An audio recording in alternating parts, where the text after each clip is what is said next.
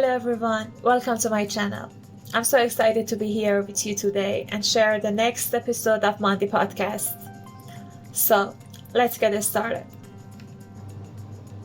So far in the podcast, we have heard the opinions of supporters of premental sex. Now, let's hear the arguments of opponents of premental sex.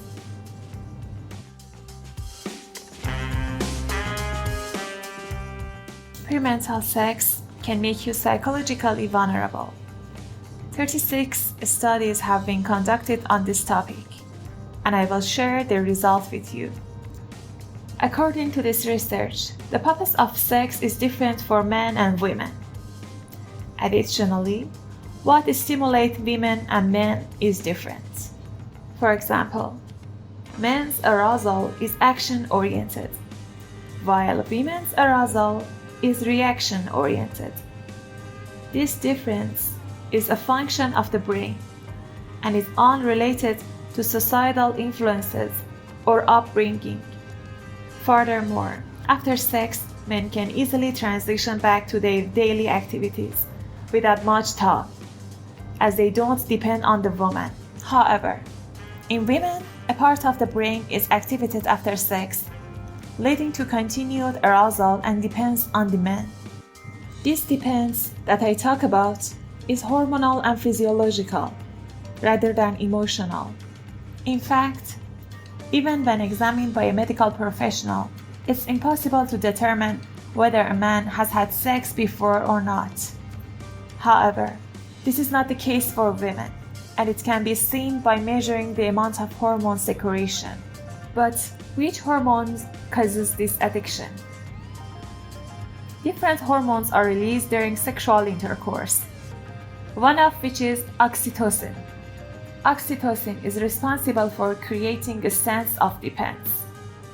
So, when a woman has sex with someone, whether she desires it or not, depends on that person is established.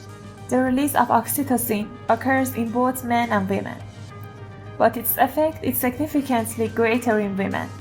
Conversely, in men, its effect dissipates quickly. This is why it's believed that women have more stable and warm friendship with their friends and family than men. In addition to these psychological reasons, various studies have shown that women often feel insecure after their first sexual intercourse involving. If they later lose the person who provided emotional security, this feeling of insecurity can have long-lasting consequences for them. And the last reason, women are also particularly vulnerable in terms of social judgments, especially in societies with culture norms that are incompatible with premental sex. They may be subjected to blame, repression, and guilt. Additionally, in societies with many restrictions, a girl's first sexual experience may take place in an uncomfortable setting, such as a car or bathroom, and leading to worry and anxiety. Thus, a dreamlike experience can be ruined. Throughout human history, it has been concluded that due to important and basic needs, including the satisfaction of sexual and reproductive needs, and having a real friend in old age, created a concept of family. In the past, before the advent and widespread use of contraceptive methods and women entering the labor markets, sex had a more purely sexual aspect. Emotional and sexual relationships were considered two separate parts, and it wasn't necessary to have affection for someone you had a sexual desire for. Men used to believe that their sexual desire would guide their choice of sexual partners. However, nowadays, sex and love have become intertwined, and this combination contributes to stable and enduring relationships. Supporters of virginity before marriage believe that the absence of love and affection in sexual relationships will have a significant setback for humanity. Today, we face a new phenomenon called love. which didn't exist in the past. According to our understanding of love today, it occurs in two different ways in human existence. The first is the love that nature has ingrained in us.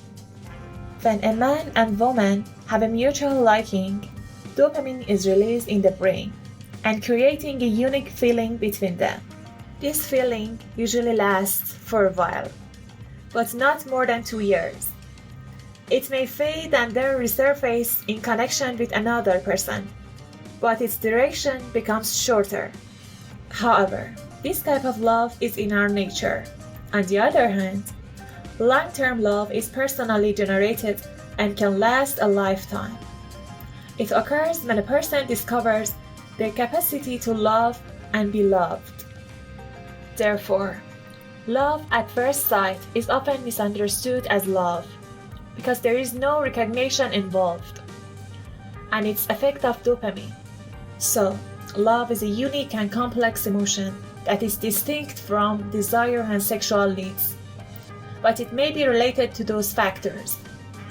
Scientifically, it can be proven whether people are in love or not, because their brain undergoes changes. And these changes are very similar to effects of using cocaine. But how does sex affect our love? Love is the highest form of human emotion, and it goes throughout the stages of birth, growth, and evolution. Sex can impede or divert the growth of love. As Freud said, sexual desire reaches its most delicate and human state when it transforms into love. It's a form of triumph, motivated by admiration for beauty, awareness, and the ability to connect.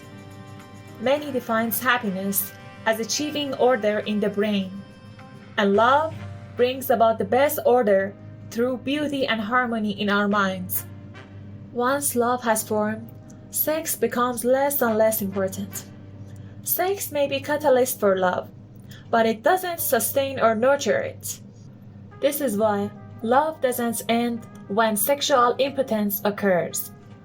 Therefore, it's recommended that a boy and a girl spend 6 months to 2 years together, engaging in conversation, traveling, having fun, and establishing a strong verbal communication. After this beautiful feeling called love has developed, they can then consider marriage based on love and mutual understanding, and having sex in the marriage framework. And now, we have reached the end of this episode. I would like to thank you for your time and attention. Please subscribe to this channel to watch more content. If you found this video useful, please like it. And please write your comments about this video and the topic you would like to hear about. Thank you for your support.